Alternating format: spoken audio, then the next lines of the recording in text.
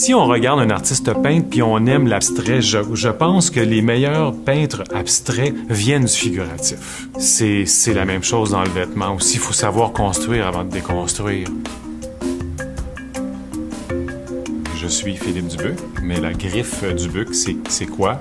C'est avant tout une collection pour hommes. Je crois que c'est une collection de vêtements qui est totalement urbaine et moderne.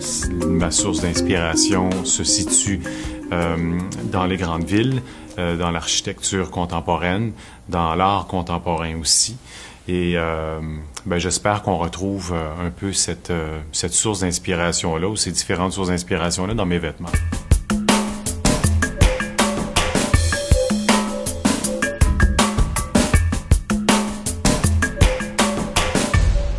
Porter un vêtement aujourd'hui, c'est quoi? C'est une façon d'être aussi, c'est une façon de vivre.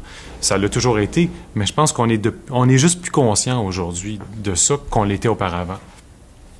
Je crois que les hommes aujourd'hui s'habillent pour eux-mêmes, s'habillent pour plaire, s'habillent parce que les femmes ont cette exigence-là envers leurs hommes.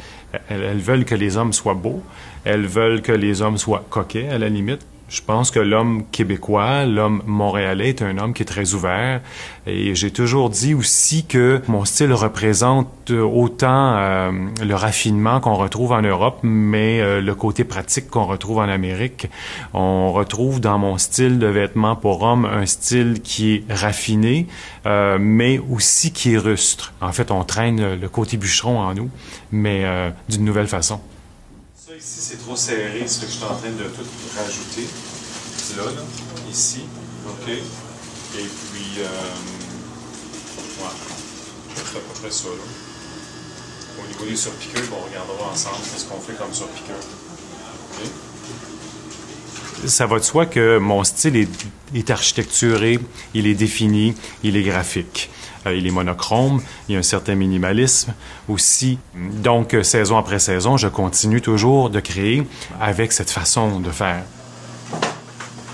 Comme en architecture, il y a du mat, il y a du lustré, comme dans les matières premières que je vais utiliser, je joue avec ces contrastes-là. J'exploite le déconstructivisme aussi au travers de tout ça. Parce que même si je me définis et si mes collections sont définies comme des collections structurées et strictes, il y a toujours un côté cassé, coupé.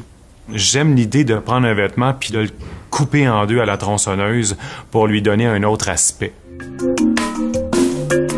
C'est d'avoir un gilet dans un veston, c'est d'avoir un col qui est pris après un manteau, c'est d'avoir un poignet de tricot qui est pris après une chemise classique. Donc, c'est d'exploiter les traditions, mais des rendre non traditionnelles. Au début d'une collection, au début de la création, c'est toujours un peu insécurisant parce que je sais pas trop où ce que je m'en vais. Les matières premières ont déjà été sélectionnées parce que je les sélectionne en Europe. C'est ma première source d'inspiration, c'est les matières. Par la suite, je vais créer les vêtements, je vais faire les toiles, on va faire les essayages, puis ensuite de ça, on va monter les vêtements dans les bonnes matières.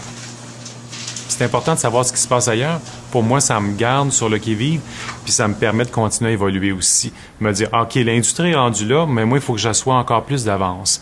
Parce que sinon, l'homme ne viendra plus chez nous, il va se le procurer ailleurs.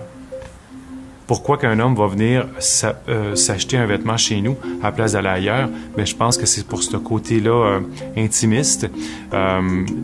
Il y a une certaine exclusivité aussi. Je suis dans une création de vêtements haut de gamme, alors ça va de soi qu'en production, ce sont des vêtements qui sont créés en plus petite série.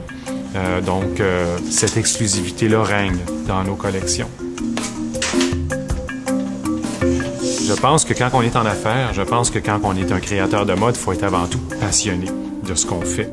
Je suis constamment, et ce au quotidien, à la recherche du meilleur. Je cherche à m'améliorer personnellement en tant qu'individu, personnellement en tant que créateur. J'essaie de transposer ça à l'équipe qui travaille avec moi parce que cette rigueur-là, je la veux au sein de mon entreprise aussi. Et ce qui me motive le plus, c'est de savoir que mes vendeurs vont me dire « Ah, les collections, oui, la collection est belle, Philippe. Elle est plus belle qu'avant, La fabrication est superbe, les matières que vous avez utilisées, c'est vraiment bien pensé.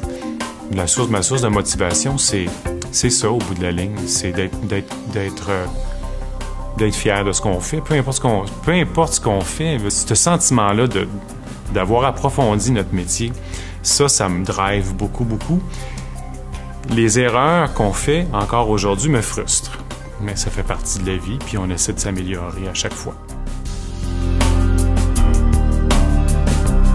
Je crois qu'en tant que créateur, je suis ou nous sommes un peu le reflet de notre société, parce que si on regarde le cinéma, si on parcourt l'histoire contemporaine, soit du 20e siècle, on définit une époque par rapport à ce que les gens ont l'air. Donc, j'espère que je fais partie de ces créateurs-là qui marquent une certaine époque. Je suis Philippe Dubuc, couturier.